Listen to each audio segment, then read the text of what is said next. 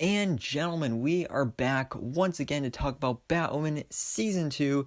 This time we're talking about Episode 2, which just aired, and this episode was titled Prior Criminal History, and that's a big part of Ryan Wilder's character, and I'm going to get more into detail on that later. But before I do want to give a quick spoiler warning, so if you have not yet seen this episode, then go watch it, because, spoilers, I'm breaking this thing down. So now that you've been warned, let's go ahead and jump into this episode where we did start off with a cool scene with Alice, but I'm going to talk more about that later, save it for later. But I first want to talk about Ryan, where first in this episode we did get a flashback to her on Halloween night. She was getting attacked by some criminals, and then she was saved by Kate Kane, aka Batwoman. And this scene doesn't really impact the story or anything, but it is cool to see that she has another connection to Kate and another reason for wanting to be Batwoman. So that was pretty cool. Just wanted to throw that in there. But like I said, her prior criminal history is a big part of her character. And one of the things that makes her different from Kate is that she has such a tragic past. And Kate did too, but for Ryan, it's in a different way. Losing both of her mothers and all of her past girlfriends with drugs and all that stuff, and also being falsely accused of something that she got arrested for. And we see this when she was interviewing for a job. Obviously she didn't get the job, because why would you want to hire somebody that went to jail? But this is where we get a bit of backstory here. She went to Blackgate prison. She served 18 months for something that she didn't even do. Kind of give me some Luke Cage vibes. Really good series on Netflix, by the way. And the reason that she pleaded guilty, even though she didn't actually do it, was just because she'd rather serve the 18 months rather than 18 years or 15 years or something like that, which makes sense. But you'd think that you want to fight that, because you didn't do it. But whatever. So like I said, she doesn't get the job. But we do see this heavily introduced here again later in a later scene where Ryan is in some kind of store, like a gas station type store here, just a small store, and the cashier is getting mugged, some guy trying to steal their money. So then after they get out, they get away with the money and everything, Ryan goes over, and of course she goes to check on the cashier and see if he's all right and everything. But then a crow walks in, and he's like, "Put your hands up," and he automatically assumes that she is the one that did it. And probably the obvious reason is because of the color of her skin, and that's why we've had this huge Black Lives Matter movement over the summer. So I like seeing the elements of that in this series, and it's really cool. You see a lot of nods to that specifically in this episode.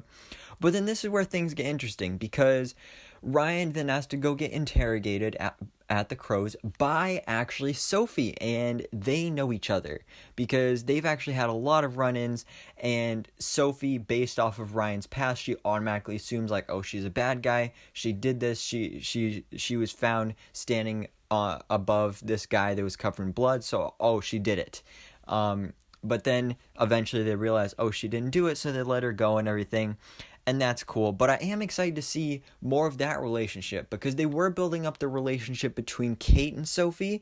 So Sophie is kind of the main love interest for the character. But now that Kate is gone, that was kind of the main thing that Sophie did. So maybe is Sophie going to become a love interest for Ryan now? Because it doesn't seem like things are working out with Julia. So that's how I feel things are probably going to go here. So I'm interested to see how that goes. But then Ryan ends up visiting Mary, and we theorized about this in the first episode review because of her kryptonite wound. So I assume she'll go get help from Mary. But we actually don't get much into that wound in this episode, because when she gets there, the body of Mouse arrives with bat bites all over his face and everything, and they're all confused about what happened.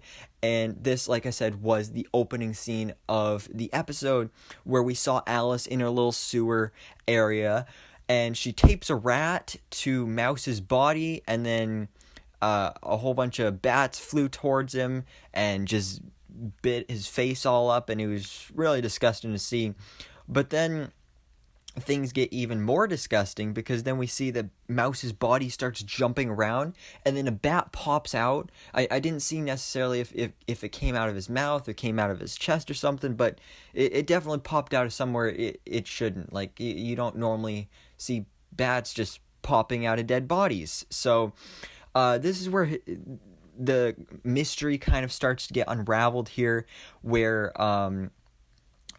Mary, she realizes that the venom, or like the virus that is inside of these bats that infected Mouse, even though he was already dead, is the same thing that infected her mother and eventually killed her mother in her own arms. So they automatically know that this is something that Alice did. And this is where they start thinking that, oh, maybe Alice is planning something at this upcoming Batwoman event, where everybody is rallying for, like, oh, bring back Batwoman, because they're all missing her and they all love Batwoman and everything.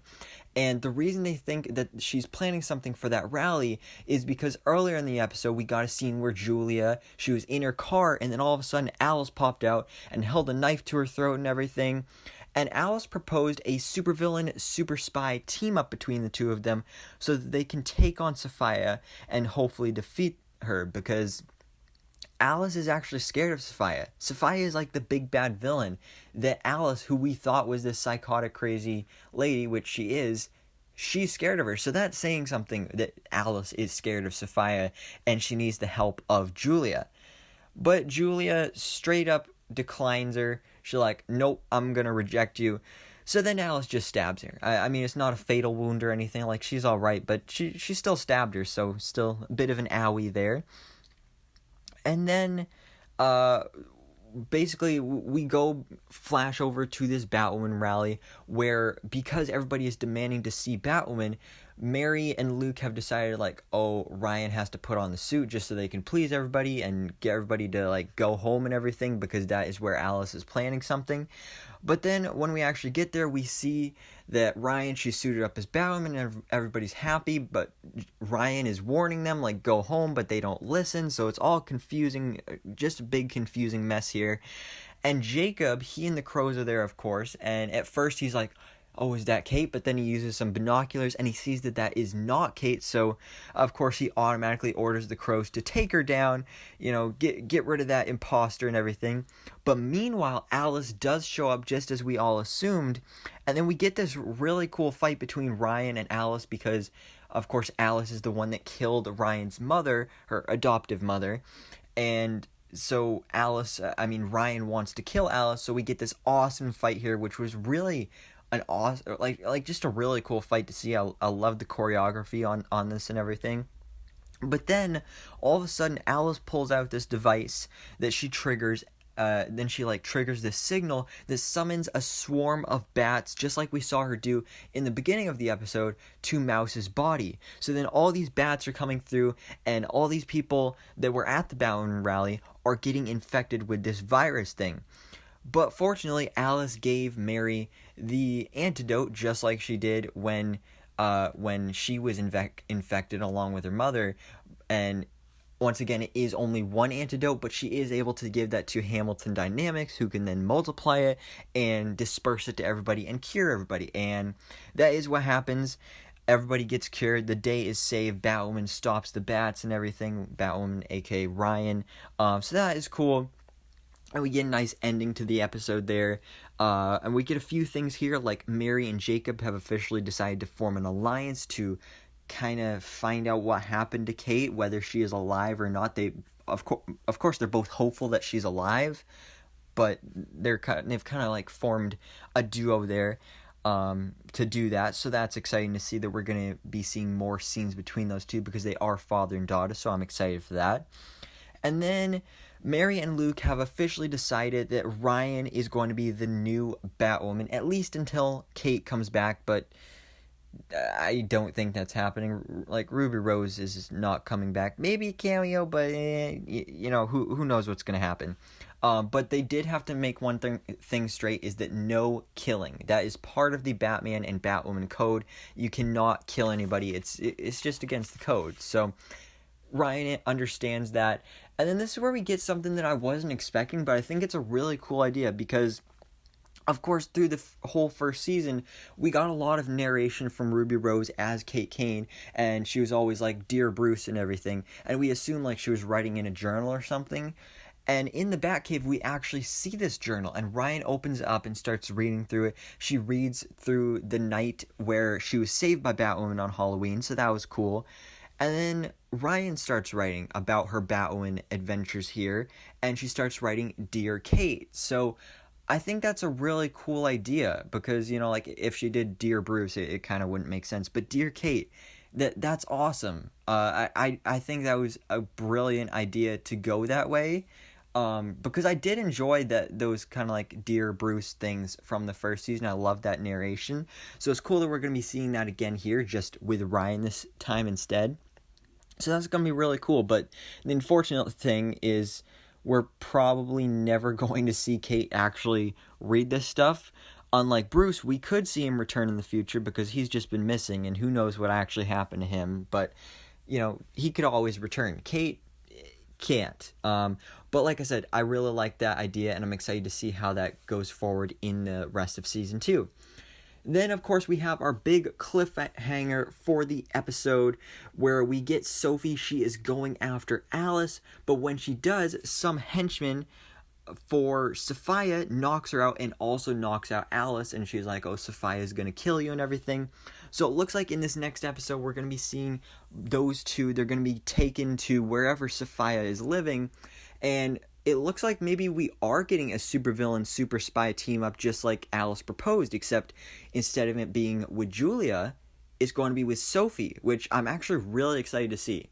It's such a weird, unlikely team up, but I'm just excited to see how this turns out. And yeah, so that is where the episode ends. But there are a few other things I want to talk about because of the teaser or like the promo that we got for the next episode, because we got some exciting stuff. Like, first of all, the introduction of Sophia. We're actually going to see that character introduced in this next episode. So that's really cool. But the thing I'm most looking forward to is Victor Zsasz. Of course, a couple months ago, it was officially announced that Alex Morph was cast in the role of Victor Zsasz. So I'm really excited to be seeing this character in this series. And as we saw in the promo, he's actually doing like the scars on his body and everything. So that's going to be really cool because we haven't seen like him doing that on his arms and his chest and everything in other live action adaptations. So I am really, really excited to see that in episode 3 next week. So guys, let me know down in the comments below, what did you think about episode 2 of Batwoman season 2? Do you have any theories for the rest of this season? And are you excited to see the introduction of both Sophia and Victor Zsasz in next week's episode? So, of course, stay tuned for my episode review and breakdown next week for episode 3. But until then, thank you guys so much for watching. Please drop a like if you enjoyed this video and hit the subscribe button so I can keep up to date on everything that goes on in the DC life.